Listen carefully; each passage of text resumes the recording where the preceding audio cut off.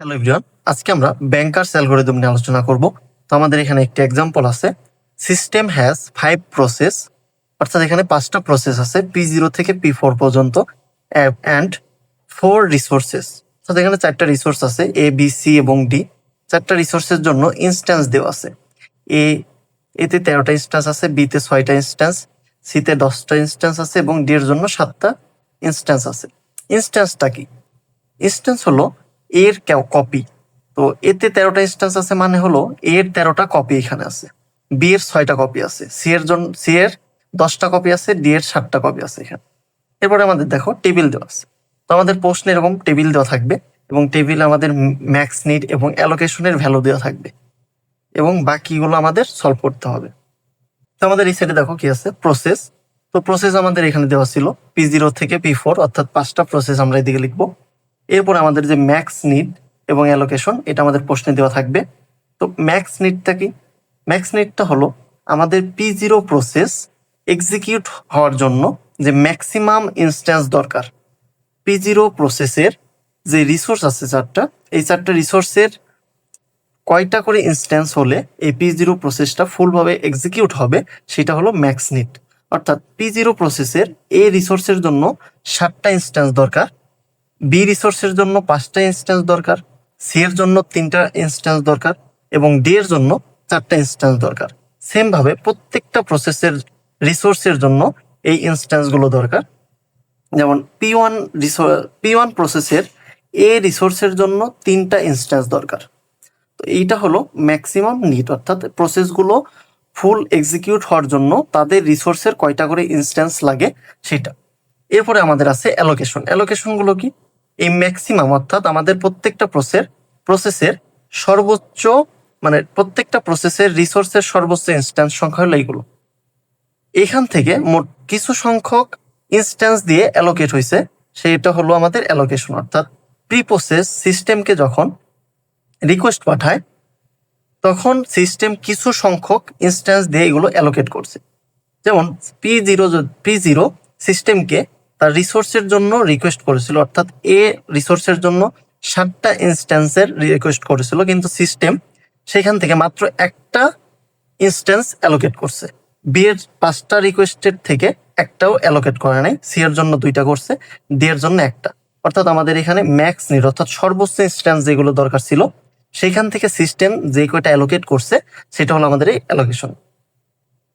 এখন এরপর আমাদের আছে রিমেইনিং নিড, অর্থাৎ এটা কি, আমাদের আরো কয়টা ইনস্ট্যান্স প্রয়োজন। অর্থাৎ এখানে আমাদের সর্বোচ্চ, মানে আমাদের প্রসেসগুলো কমপ্লিট করার জন্য তাদের রিসোর্সের সর্বোচ্চ কয়টা ইনস্ট্যান্স দরকার, এটা হলো সেটা। এখান থেকে আমাদের সিস্টেম কিছু সংখ্যক এখানে অ্যালোকেট করছে। তো এই সর্বোচ্চ থেকে আমাদের এখানে কিছু সংখ্যক অ্যালোকেট হয়েছে। এখন এই সর্বোচ্চ থেকে এই কিছু সংখ্যক যে অ্যালোকেট হয়েছে, এইটা বিয়োগ দিলে বাকি যেটা থাকে সেটা হলো আমাদের রিমেইনিং নিড, অর্থাৎ যেটা আমাদের আরো প্রয়োজন, অর্থাৎ কিছু ইনস্ট্যান্স যে আমাদের প্রয়োজন সেটা। যেমন এখানে আমাদের রুলটা আছে, দেখো রিমেইনিং নিড মানে রিমেইনিং নিড হলো ম্যাক্স নিড মাইনাস অ্যালোকেশন। অর্থাৎ ম্যাক্স নিড যেমন আমাদের এই রিসোর্সের জন্য সর্বোচ্চ 7টা ইনস্ট্যান্স দরকার এবং সিস্টেম থেকে আমাদের অ্যালোকেট হয়েছে হলো একটা, তাহলে বাকি আছে 6টা, তাহলে এখানে আমাদের হবে 6। তো এখানে প্রত্যেকটা রিসোর্স থেকে প্রত্যেকটা রিসোর্স বিয়োগ হবে, অর্থাৎ বি এর এখানে মোট লাগতো আমাদের 5টা, এখানে কিন্তু আমাদের একটা অ্যালোকেট হয় নাই, অর্থাৎ 5 থেকে যদি 0 বিয়োগ দিই তাহলে আমাদের এখানে কত 5 থাকে। এখন 3 থেকে 2 বিয়োগ দিলে 1, 4 থেকে 1 বিয়োগ দিলে 3। এরকম ভাবে প্রত্যেকটা প্রসেসের রিসোর্স এই অ্যালোকেট হওয়া রিসোর্স ম্যাক্স রিসোর্স থেকে বিয়োগ হবে। তো 3 থেকে 2 গেলে 1, এরপরে 3 থেকে 2 বিয়োগ দিলে 1, 5 থেকে 3 বিয়োগ দিব 2, 2 থেকে 1 বিয়োগ দিলে 1। এরকম ভাবে প্রত্যেকটা বিয়োগ করে আমরা রিমেইনিং নিড, অর্থাৎ আর কতগুলো আমাদের ইনস্ট্যান্স প্রয়োজন সেটা এখানে বের করব। তো এরপরে 9 থেকে 3 গেলে 6, এরপরে 0 থেকে 0 0ই, 4 থেকে 1 গেলে 3, 3 থেকে 2 গেলে 1। এখন তারপর আমাদের কি আছে, 4 থেকে 2 গেলে 2, 2 থেকে 1 বাদ দিলে 1, 2 থেকে 1 বাদ দিলে 1, 2 থেকে 0 বাদ দিলে 2। প্রত্যেকটা রিসোর্স থেকে প্রত্যেকটা বাদ দিতে হবে, এর থেকে এ বাদ, বি থেকে বিবাদ এইভাবে। এরপরে আমাদের কি আছে, P4 রিসোর্সের লাস্ট প্রসেস আমাদের এটা। এখানে কি এ রিসোর্সে 6 ইনস্ট্যান্স, এখানে এতে 1, অর্থাৎ 6 থেকে 1 বাদ যাবে 5, 1 থেকে 0 বাদ তাহলে 1ই, 5 থেকে 2 বাদ 3, এবং 4 থেকে 1 বাদ যাবে তাহলে এখানেও 3। দেখো প্রত্যেকটা রিসোর্স মানে প্রত্যেকটা রিমেইনিং নিড আমরা পেয়ে গেছি, অর্থাৎ ম্যাক্স নিড থেকে অ্যালোকেশন বাদ দিছি, মানে সর্বোচ্চ ইনস্ট্যান্স এগুলো আমাদের দরকার ছিল, এখান থেকে আমাদের কিছু সংখ্যক অ্যালোকেট হয়েছে, যেগুলো বাদ দিলে আমাদের আর কতগুলো প্রয়োজন সেই ইনস্ট্যান্সগুলো আমরা পেয়ে গেছি। এরপরে আমাদের আছে অ্যাভাইলেবল, অর্থাৎ প্রসেসগুলো অ্যালোকেট হওয়ার পরে যে রিসোর্সগুলো অ্যাভাইলেবল আছে এটা হলো সেটা। এখন আমরা দেখব অ্যাভাইলেবল কিভাবে বের করব। তো অ্যালোকেশনের দিকে দেখো, এখানে এই রিসোর্সের ছিল 13টা ইনস্ট্যান্স, এর ভিতরে মোট অ্যালোকেট হয়েছে কয়টা আমরা সেটা দেখব, অর্থাৎ এই অ্যালোকেট যে হয়েছে টোটাল এটা আমরা বের করব, টোটাল কয়টা অ্যালোকেট হয়েছে প্রত্যেকটা রিসোর্সে। তো এই রিসোর্সে টোটাল অ্যালোকেট হয়েছে কয়টা দেখো, 9। বি রিসোর্সে অ্যালোকেট হয়েছে 2, 1, 3। সি রিসোর্সে টোটাল অ্যালোকেট হয়েছে 9, 5, 6, 7, 8, 9। ডি রিসোর্সে 5। এখন আমরা টোটালটা দেখব। এই রিসোর্সের জন্য ইনস্ট্যান্স ছিল 13টা, এখানে আমাদের অ্যালোকেট হয়েছিল 9টা, তাহলে আমাদের বাকি আছে 4টা। এই যে এই টোটাল ইনস্ট্যান্স থেকে আমাদের অ্যালোকেট হওয়া ইনস্ট্যান্স বাদ দিলে যেটা পাবো সেটা হলো আমাদের অ্যাভাইলেবল রিসোর্স। তাহলে আমরা এটা বাদ দিব, এতে 13টা ইনস্ট্যান্স ছিল, এখানে 9টা, বাদ দিলে আসে 4টা। এরপরে প্রত্যেকটা এভাবে আমরা অ্যাভাইলেবল রিসোর্সটা বের করবো প্রত্যেকটার। বি রিসোর্সের জন্য এখানে 3টা অ্যালোকেট হয়েছে, আমাদের দেওয়া ছিল কয়টা, 6টা, তাহলে এখানে বাকি থাকে 3টা। সি এর জন্য একইভাবে 10টা ছিল, এখানে 9টা অ্যালোকেট হয়েছে, বাকি আছে একটা। ডি এর জন্য দেওয়া ছিল 7টা ইনস্ট্যান্স, আমাদের অ্যালোকেট হয়েছে 5টা, তাহলে এখানে আমাদের বাকি আছে 2টা। এখন আমরা এইটা 4, 3, 1, 2, অর্থাৎ এই রিসোর্সে অ্যাভাইলেবল আছে 4টা, বি এ 3টা, সি এ 1, ডি তে 2টা। তো এই অ্যাভাইলেবল রিসোর্সগুলো আমরা এখন এই প্রসেসে অ্যালোকেট করব, প্রসেসগুলোতে অ্যালোকেট করব। তো কোন প্রসেসে আগে অ্যালোকেট করব সেটা আমরা সেভ স্ক্যানের মাধ্যমে বের করব, এবং যেই রিসোর্সের রিসোর্স রিকোয়ারমেন্ট সবচেয়ে কম সেইটায় আগে অ্যালোকেট করব, এবং সেই প্রসেসটা আগে এক্সিকিউট হবে। তো আমরা সিরিয়ালি এটা চেক করব যে এই অ্যাভাইলেবল রিসোর্সটা কোন প্রসেসে আগে যাবে। তো আমরা যদি P0 চেক করি আগে, তো P0তে দেখো রিকোয়ারমেন্ট নিডস, তো এখানে ইনস্ট্যান্স কয়টা প্রয়োজন, P0-র জন্য এই রিসোর্সের জন্য 6টা প্রয়োজন, কিন্তু আমার অ্যাভাইলেবল আছে এ রিসোর্সে অ্যাভাইলেবল ইনস্ট্যান্স আছে 4টা, তাহলে এটা বাদ। এখন আমরা P1 চেক করব, P1-এর প্রয়োজন এই রিসোর্সের জন্য একটা ইনস্ট্যান্স প্রয়োজন, অর্থাৎ এটা আমাদের হবে। বি এর জন্য একটা, এখানে আমাদের 3টা অ্যাভেলেবল আছে, এটা সম্ভব। সি এর জন্য এখানে অ্যাভেলেবল আছে একটা, কিন্তু P1 প্রসেসে সি এর জন্য এখানে প্রয়োজন হইল 2টা, তাহলে এটা বাদ। এখন আমরা P2 চেক করব, P2-তে কি, P2-তে এই রিসোর্সের জন্য প্রয়োজন 6টা, আমাদের এখানে আছে এই রিসোর্সের জন্য অ্যাভেলেবল আছে 4টা, তাহলে এটা বাদ। P3 আমরা চেক করব, P3-তে এই রিসোর্সের জন্য দরকার 2টা ইনস্ট্যান্স, এখানে আমাদের 4টা অ্যাভেলেবল আছে, তাহলে সম্ভব। বি এ 3টা অ্যাভেলেবল আছে, এখানে বি আমার প্রয়োজন একটা, সিতে একটা প্রয়োজন, ডিতে 2টা প্রয়োজন, অর্থাৎ এইটা দেখো মিলে গেছে, এটা আমাদের সম্ভব। এই অ্যাভেলেবল রিসোর্স দিয়ে এটাকে অ্যালোকেট করা সম্ভব, অর্থাৎ P3-টা আমরা এক্সিকিউট করবো আগে, এরপর আমরা আবার সিরিয়ালে যাব। তো এখন আমরা এখানে P3 দিব। তো দেখো এই রিসোর্সটা দিয়ে আমরা এখন এটা এক্সিকিউট করব। তো এখন এর পরবর্তী ধাপ কি হবে, এইটা এক্সিকিউট হওয়ার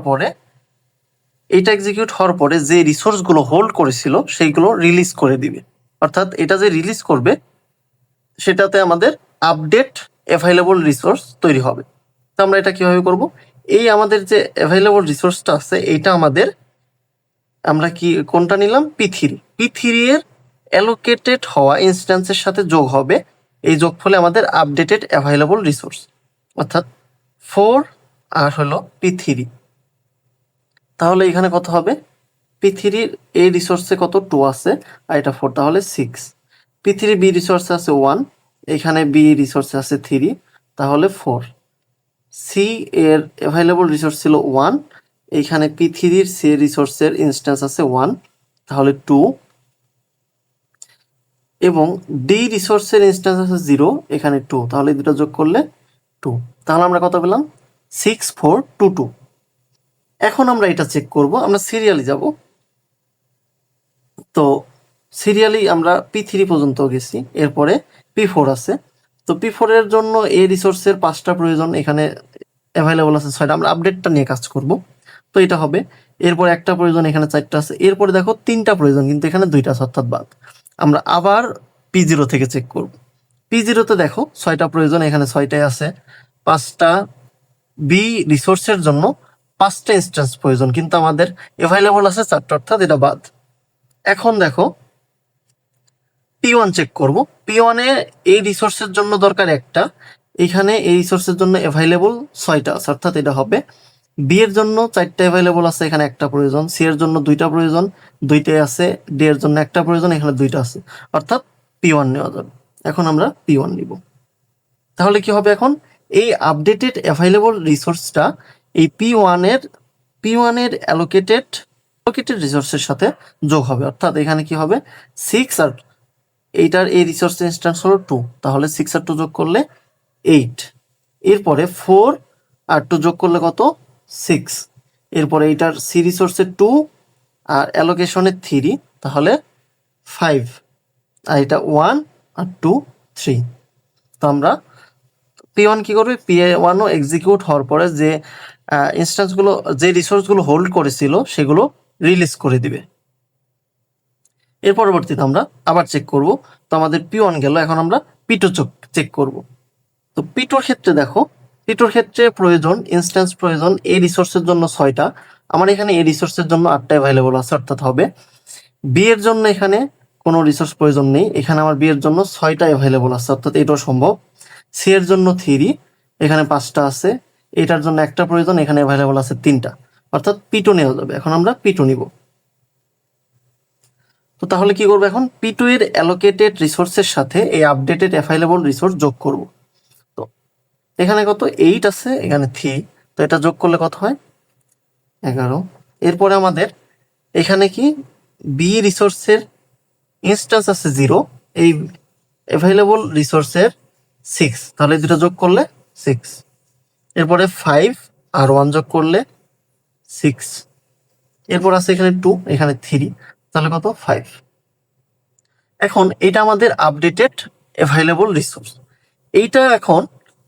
এইটা কোন প্রসেসে এক্সিকিউট হবে সেটা দেখব। আমরা কি P2 পর্যন্ত চেক করছি, এই P3 আমাদের আগে নেওয়া হয়ে গেছে। এখন আমরা P4 চেক করব। তো P4 চেক করলে দেখো P4 এর প্রয়োজন এই রিসোর্সের জন্য ইনস্ট্যান্স প্রয়োজন 5টা, আমার এখানে অ্যাভেলেবল 11টা আছে। বি এর জন্য একটা প্রয়োজন 6টা আছে, অর্থাৎ প্রত্যেকটাই সম্ভব। তো আমরা এখন P4 নিব। P4 যদি নেই আমরা, P4 নেওয়ার পরে কি হবে, এটা এক্সিকিউট হওয়ার পরে এটা যে রিসোর্সগুলো হোল্ড করেছিল সেগুলো রিলিজ করে দিবে, অর্থাৎ আমরা এটার সাথে এইটার অ্যালোকেটেড হওয়ার ইনস্ট্যান্সগুলো যোগ করব। তাহলে কি 1 আর 11 যোগ করলে কত হয় 12। এরপরে আছে 6, এটা 0, তাহলে 6ই হবে। 2 আছে এখানে 6, 8, এটা 1 আছে, এটা 5, তাহলে কত 6।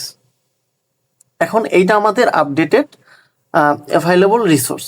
এখন আমাদের একটা প্রসেসই বাকি আছে, দেখো P0, এবং এটাও সম্ভব। দেখো এখানে 6, এটা প্রয়োজন। রিমেনিং নিড, অর্থাৎ এই রিসোর্সের জন্য ইনস্ট্যান্স প্রয়োজন 6টা, আমাদের অ্যাভেলেবল আছে 12টা। বি এর জন্য 5টা, সি এর জন্য 1, ডি এর জন্য 3, অর্থাৎ প্রত্যেকটা অ্যাভেলেবল আছে আমাদের। তো এখন আমরা এটা নিয়ে নিব P0, এবং কি করব, এইটার অ্যালোকেশন হওয়া ইনস্ট্যান্সগুলোর সাথে এটা আমরা যোগ করে দিব। তাহলে 12 আর এটা যোগ করলে কত হয় 13। তারপরে আছে আমাদের 6 আর এখানে আছে 0, তাহলে 6ই হবে। এরপরে 8 এখানে আছে 2, তাহলে কি হবে 10, এখানে আছে 6, এখানে আছে 1, তাহলে কত হবে 7।